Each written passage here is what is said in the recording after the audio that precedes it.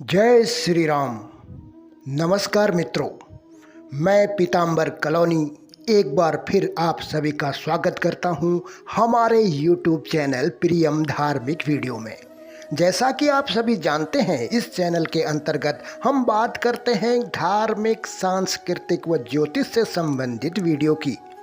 इसी सिलसिले को आगे बढ़ाते हुए आज के वीडियो में हम बात करने वाले हैं दीपावली 2024 की। पूरे विस्तार के साथ जानकारी दी जाएगी। इस वीडियो में हम बताएंगे कब मनाई जाएगी धनतेरस, कब है छोटी दीपावली यानी नरक चतुर्दशी, कब मनाई जाएगी दीपावली, महालक्ष्मी पूजा कब होगी, कब मनाया जाएगा गोवर्धन पूजा और कब मनाया जाएगा अंत में भैया दूज। सारी जानकारी पूर्ण विस्तार के साथ इस वीडियो में आपको मिलेगी। इस वीडियो को देखने के बाद हम गारंटी के साथ कह सकते हैं आप लोगों को कोई कन्फ्यूजन नहीं होगा। तो दोस्तों, आप सभी लोगों से अनुरोध है कि वीडियो को लाइक, शेयर व कमेंट जरूर करें। अपने दोस्तों और रिश्तेदारों के साथ अवश्य शेयर करें। तो दोस्तों, ज़्यादा देर न करते हुए वीडियो में आगे बढ़ते हैं। दोस्तों, सनातन धर्म में 5 दिवसीय दीपोत्सव पर्व की शुरुआत धनतेरस से होती है। धनतेरस के दिन धन्वंतरी देव, कुबेर देवता, यम, गणेश जी और माता लक्ष्मी की विधिवत पूजा अर्चना की जाती है। तो मित्रों, सबसे पहले जानते हैं धनतेरस के पीछे की क्या कहानी है, क्यों मनाया जाता है धनतेरस।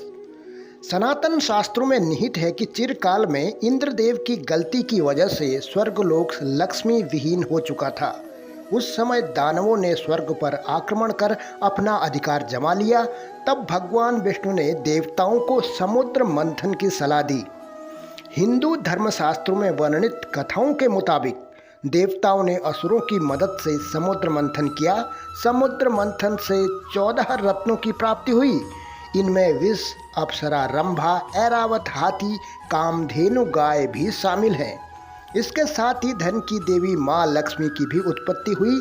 समुद्र मंथन के दौरान भगवान धन्वंतरी हाथों में अमृत कलश लेकर प्रकट हुए थे। वो कार्तिक माह के कृष्ण पक्ष की त्रयोदशी तिथि थी।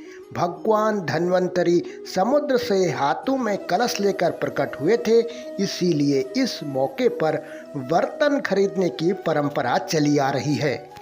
भगवान धन्वंतरी को श्री हरि विष्णु भगवान का अंश भी माना जाता है। भगवान धन्वंतरी ने ही पूरी दुनिया में चिकित्सा विज्ञान का प्रचार प्रसार किया। भगवान धन्वंतरी के प्रकट होने के उपलक्ष्य में ही हर साल धनतेरस का त्यौहार मनाया जाता है और विधि विधान से भगवान धन्वंतरी की पूजा अर्चना की जाती है। धनतेरस 2 शब्दों से मिलकर बना है, पहला धन और दूसरा तेरस, जिसका अर्थ होता है धन का 13 गुना होना। भारतीय संस्कृति में सेहत को ही सबसे बड़ा धन माना गया है। यह कहावत आज भी प्रसिद्ध है कि पहला सुख निरोगी काया, दूजा सुख घर में माया। इसीलिए दीपावली से पहले धनतेरस को महत्व दिया जाता है।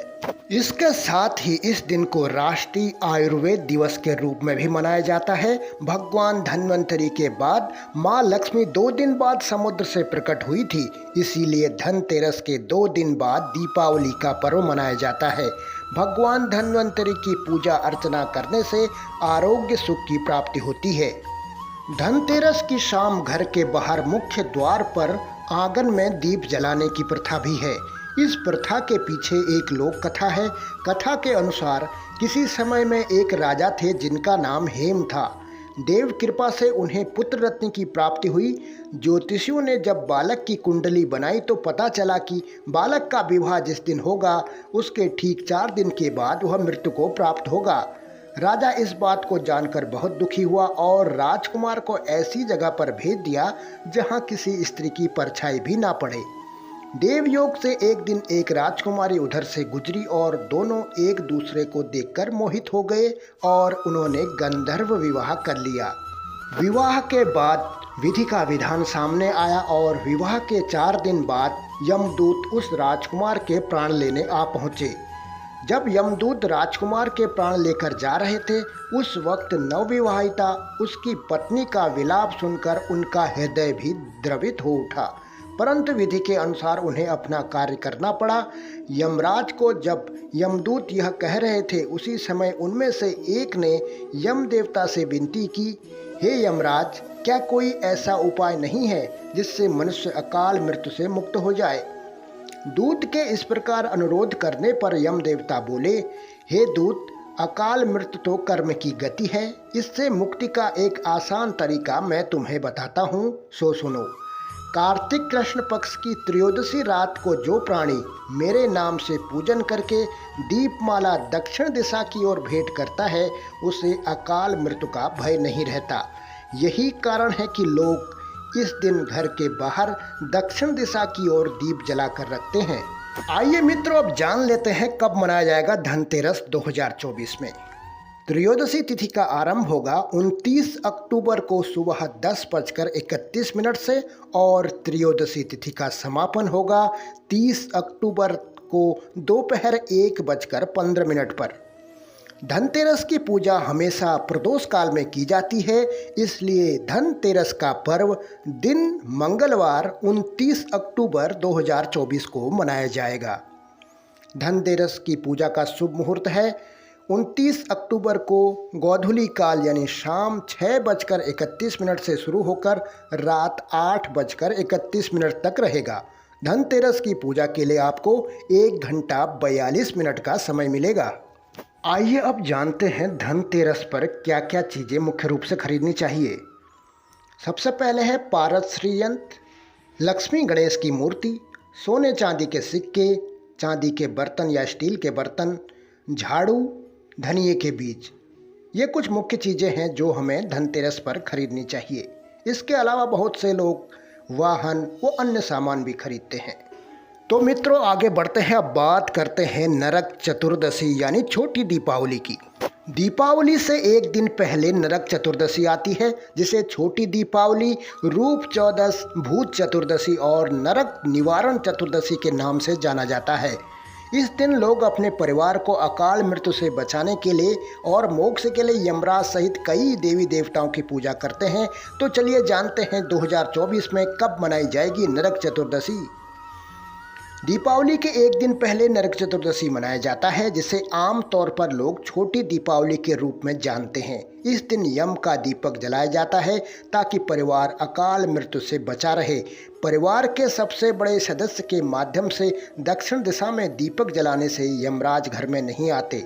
इस दिन यम का दीपक जलाने से आप नरक के कष्टों से भी बच सकते हैं, इसीलिए इसे नरक निवारण चतुर्दशी भी कहा जाता है। इस दिन शाम के समय घर में यम का दीपक जलाने के साथ साथ दीपावली की तरह ही दिए जलाने की भी परंपरा है, इसीलिए इसे छोटी दीपावली भी कहते हैं। इसी दिन को काली चौदस भी कहा जाता है, जहां काली का अर्थ है अंधकार और चौदस का अर्थ है 14वां, क्योंकि यह कार्तिक या कृष्ण पक्ष के चंद्रमाह के 14वें दिन मनाया जाता है। इसी दिन श्री कृष्ण की पूजा राधा रानी के साथ की जाती है और इसे श्री कृष्ण चतुर्दशी भी कहा जाता है। हिंदू पौराणिक कथाओं के अनुसार यही वही दिन है जब भगवान कृष्ण ने 16,000 गोपियों को बचाया था और राक्षस नरकासुर पर विजय प्राप्त की थी। आइए जानते हैं अब नरक चतुर्दशी का शुभ मुहूर्त और तिथि। हिंदू पंचांग के अनुसार कार्तिक माह के कृष्ण पक्ष की चतुर्दशी तिथि का आरंभ 30 अक्टूबर को दोपहर 1:15 पर होगा। वहीं इसका समापन अगले दिन 31 अक्टूबर को दोपहर 3:52 पर होगा। ऐसे में पंचांग के आधार पर 30 अक्टूबर को नरक चतुर्दशी मनाई जाएगी। साथ ही नरक चतुर्दशी की शाम को दीपदान किया जाता है। धार्मिक मान्यताओं के अनुसार इस मौके पर दीपदान करना बहुत उत्तम माना जाता है। तो मित्रों, अब जानते हैं कब है दीपावली यानी महालक्ष्मी पूजा। मित्रों, हर साल कार्तिक अमावस्या के दिन दीपावली मनाई जाती है। इसी दिन दीपावली उत्सव के साथ महालक्ष्मी पूजन का अनुष्ठान होता है। घरों में दीपक सजाए जाते हैं, घरों में पकवान बनते हैं, रंगोली बनाई जाती है, पटाखे छोड़े जाते हैं। आइए जानते हैं कब है दीपावली यानी 31 अक्टूबर या 1 नवंबर। इस बात को लेके बहुत कन्फ्यूजन हो रहा है इस बार। आइए उस कन्फ्यूजन को दूर करते हैं। धार्मिक मान्यताओं के अनुसार कार्तिक अमावस्या के दिन ही दीपावली मनाई जाती है और इसी दिन महालक्ष्मी पूजन किया जाता है। हिंदू कैलेंडर के अनुसार कार्तिक अमावस्या 31 अक्टूबर गुरुवार 2024 को दोपहर 3:52 से शुरू होगी और अमावस्या तिथि 1 नवंबर शुक्रवार 2024 को शाम 6:16 पर संपन्न हो रही है। यानी एक दोपहर से शुरू होकर अगले दिन शाम तक अमावस्या का होना ही तिथि निर्धारण में मतांतर का भी विषय हो गया है। मित्रों, दीपावली का पर्व इस बार यानी 2024 में 1 नवंबर 2024 शुक्रवार को मनाया जाएगा। दीपावली 2024 और महालक्ष्मी पूजन 2024 शुक्रवार 1 नवंबर 2024 को मनाना चाहिए। इसके पीछे का कारण हम आपको बताते हैं। इसके पीछे धार्मिक ग्रंथ धर्म सिंधु में इस तरह के मतांतरों पर पुरुषार्थ चिंतामणि में गाइडलाइन बनाई गई है। इसके अनुसार अमावस्या के निर्धारण के लिए पहले दिन प्रदोष की व्याप्ति हो और दूसरे दिन 3 प्रहर से अधिक समय तक अमावस्या हो। चाहे दूसरे दिन प्रदोष व्याप्त न हो तो पूर्व दिन की अमावस्या यानी प्रदोष व्यापिनी और निषिद्ध व्यापिनी अमावस्या की अपेक्षा से प्रतिपदा की वृद्धि हो तो लक्ष्मी पूजन आदि भी दूसरे दिन करना चाहिए। इस निर्णय के अनुसार चूंकि अधिकतर पंचांग में 1 नवंबर को अमावस्या 3 प्रहर से अधिक समय तक है और अन्य दीर्घ पंचांगों में भी इस तिथि को प्रदोष की व्याप्ति है, इसीलिए इसी दिन महालक्ष्मी पूजन और दीपावली शास्त्र सम्मत है। इसे और स्पष्ट करते हुए धर्म सिंधु में कहा गया है कि दूसरे दिन अमावस्या भले ही प्रदोष में ना हो, लेकिन अमावस्या 3.5 प्रहर से अधिक हो तो दूसरे दिन ही लक्ष्मी पूजन सही है। अर्थात गौड़ प्रदोष काल में भी दूसरे दिन अमावस्या हो तो दीपावली दूसरे दिन ही शास्त्र सम्मत है। तो दोस्तों, आप सभी का कन्फ्यूजन दूर हो गया होगा। इस बार दीपावली 1 नवंबर 2024 शुक्रवार को मनाई जाएगी और जो लक्ष्मी पूजा का शुभ मुहूर्त है वो शाम 5:36 से 6:16 तक है। इस अवधि जो ये अवधि मिलेगी वो 41 मिनट की होगी। आइए मित्रों, अब बात करते हैं गोवर्धन पूजा की। वैदिक पंचांग के अनुसार हर साल कार्तिक माह में आने वाली शुक्ल पक्ष की प्रतिपदा तिथि के दिन गोवर्धन पूजा का त्योहार मनाया जाता है। इस दिन भगवान श्री कृष्ण की पूजा अर्चना करने का विधान है। धार्मिक मान्यता है कि भगवान श्री कृष्ण की पूजा अर्चना करने से साधक के समस्त दुख और संताप दूर हो जाते हैं।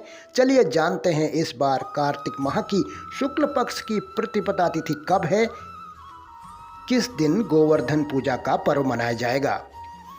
वैदिक पंचांग के अनुसार इस साल कार्तिक माह में आने वाली शुक्ल पक्ष की प्रतिपदा तिथि का आरंभ 1 नवंबर 2024 को सायं 6:16 से हो रहा है और इसका समापन अगले दिन 2 नवंबर को रात 8:21 पर होगा। ऐसे में उदया तिथि के आधार पर गोवर्धन पूजा का पर्व 2 नवंबर 2024 को मनाया जाएगा। 2 नवंबर 2024 को गोवर्धन पूजा का शुभ मुहूर्त प्रातःकाल 6 बजे से लेकर 8 बजे तक है। इसके बाद दोपहर में 3:23 से लेकर 5:35 के बीच भी पूजा की जा सकती है। आइए मित्रों, अब जानते हैं गोवर्धन पूजा का महत्व। पौराणिक मान्यताओं के अनुसार एक बार भगवान इंद्र ब्रजवासियों से क्रोधित हो गए और भारी बारिश कर दी। भगवान इंद्र के प्रकोप से ब्रजवासियों को बचाने के लिए भगवान श्री कृष्ण ने गोवर्धन पर्वत को अपनी छोटी उंगली से उठा लिया था। तभी से हर साल गोवर्धन पूजा का पर्व मनाया जाता है। इस दिन भगवान श्री कृष्ण के प्रति आभार व्यक्त किया जाता है। यह त्योहार प्रकृति को समर्पित है, साथ ही यह पर्व प्रकृति की सेवा और पूजा करने का एक अच्छा संदेश भी देता है। आइए दोस्तों, अब जानते हैं भैया दूज 2024 के बारे में। भाई दूज का पर्व बेहद शुभ माना जाता है। यह पर्व भाई बहन के प्यार का प्रतीक है। जब बहनें अपने भाई को बड़े ही प्यार से तिलक लगाती हैं और बदले में भाई उन्हें उपहार देते हैं, इसके साथ ही सदैव रक्षा करने का वादा करते हैं। भाई दूज दीपावली उत्सव के 5वें दिन मनाया जाता है। हिंदू पंचांग के अनुसार यह हर साल कार्तिक माह के शुक्ल पक्ष की द्वितीया तिथि को मनाया जाता है, जिसे लोग यम द्वितीया या भ्रातृ द्वितीया के नाम से भी जानते हैं। तो आइए जानते हैं इस साल यह पर्व कब मनाया जाएगा। हिंदू पंचांग के अनुसार हर साल कार्तिक मास में आने वाली शुक्ल पक्ष की द्वितीया तिथि के दिन भैया दूज का पर्व मनाया जाता है।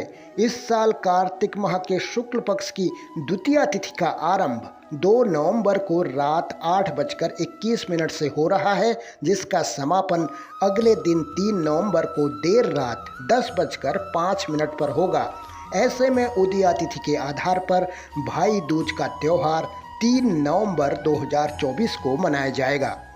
3 नवंबर 2024 को तिलक करने का शुभ मुहूर्त दोपहर बाद 1:10 से लेकर 3:22 तक है। इस अवधि के दौरान बहनें अपनी भाई पर तिलक कर सकती हैं।